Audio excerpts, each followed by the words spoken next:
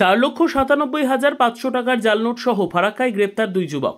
সোমবার রাতে এসটিএফ ও ফারাক্কা থানার পুলিশের যৌথ তৎপরতায় নিউ ফারাক্কা বাস স্ট্যান্ড থেকে গ্রেপ্তার করা হয় তাদের। পুলিশ জানিয়েছে ধৃতদের নাম মোহাম্মদ জাফর ও খালিদ শেখ। তাদের মধ্যে জাফরের বাড়ি কর্ণাটকের বেঙ্গালুরু এবং খালিদের বাড়ি ঝাড়খণ্ডের সাহেবগঞ্জে। মঙ্গলবার ফারাক্কা থানা প্রাঙ্গণে সাংবাদিক সম্মেলন করেন ফারাক্কা সাব ডিভিশনের এসডিপিও শেখ শামসুদ্দিন।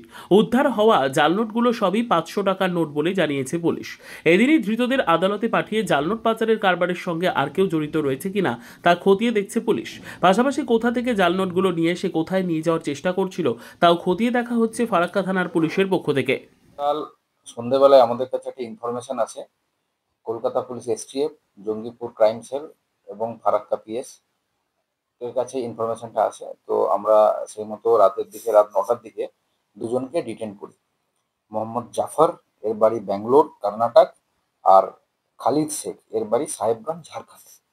তো এদের কাছ থেকে 995টা ফেক 500 টাকার নোট পাওয়া যায়, যার মূল্য 4,97,500 টাকা।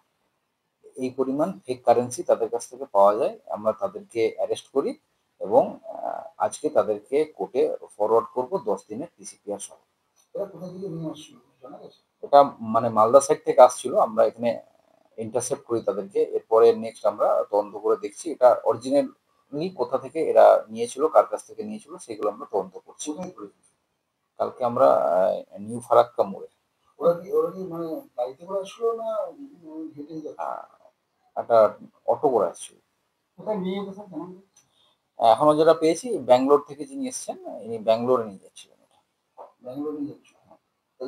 ব্যাঙ্গালোর থেকে এসেছিল, সে কি টাকা নিয়ে গিয়ে ওখানে এই টাকাটা সাপ্লাই করতে?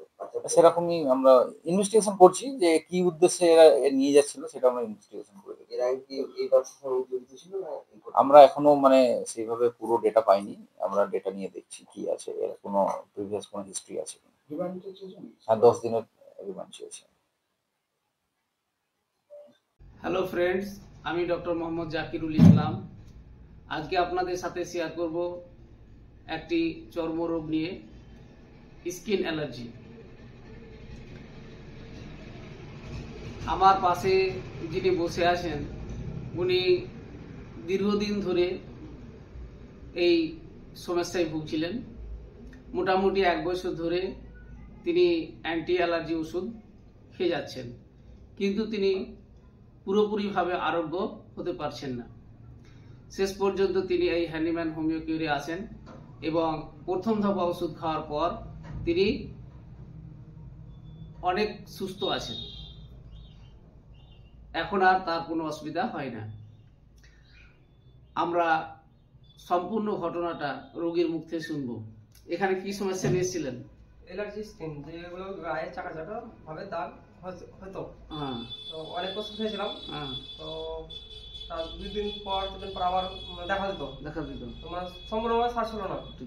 তো আমি সংবাদ মাধ্যমে খবর প্রচার দেখতে পাই, তার মাধ্যমে এখানকার পাই খবর। তো আসি আমি। তো প্রথম দফার ওষুধটি খাওয়ার পরে আমি অনেকটা সুস্থ আছি এবং অনেকটা আর হচ্ছে না এগুলো। এখন আর চুলকায় না? না। এখন আর কিছু বের হয় না? না। তো আমাকে যেহেতু আর ওষুধ চালিয়ে যেতে হবে সম্পূর্ণভাবে ভালো করতে, অনেকটাই এখন সুস্থ, ভালো হয়ে গেছে অলরেডি।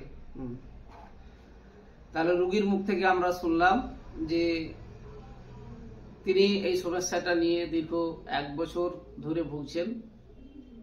তিনি এই হ্যান্ডিম্যান হোমিও কিউরের খবর পেয়ে এখানে হোমিওপ্যাথি ট্রিটমেন্টের মাধ্যমে তিনি সম্পূর্ণরূপে আরোগ্য আছেন। এখন তার কোনো রকম অসুবিধা হয় না।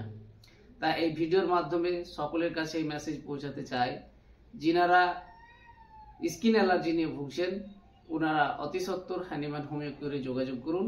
আশানুরূপ ফল পাবেন ইনশাল্লাহ। ধন্যবাদ।